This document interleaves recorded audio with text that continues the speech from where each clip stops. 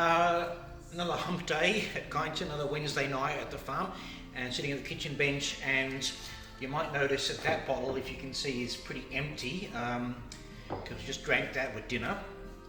And I was just actually checking some stats with Nick Farr on this, and one of the things Nick said was, sorry, this is the Farr Rising 2019 Pinot, which is effectively released today in Victoria. Just checking a few stats with Nick on that. And one of the things he said was the fruit really comes out on the second night, but most people don't get to the second night, and I can tell you we're not going to get to the second night because that's all that's left. What it is though is pretty delicious already, and you can actually see what he means in terms of it's coming up already in the glass. Of course 19 was warm, there were challenges around heat, but you can always tell a really good winemaker, I reckon, when they make wine, great wines in more difficult vintages. This is bloody delicious. Bit more whole bunches than usual, around 50%, and of course the vines on the Farr Rising vineyard are getting more and more mature now.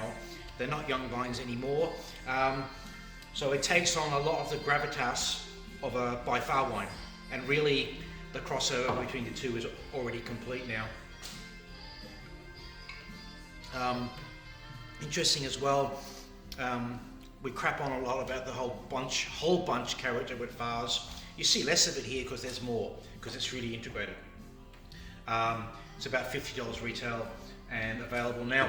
The second wine is the Shiraz, and when Charlie Walsh and I were down at the vineyard a few months ago for the release of the By Farrs, we talked a lot about Shiraz and how it's one that's evolved the most, I reckon, and I maintain that. And the Shiraz here is beautiful. It always looks like Shiraz made by a Pinot maker, definitely. But you do get the sort of iodine, inky, dark fruits, but it's overlaid with a more playful, luscious, charming Shiraz to drink.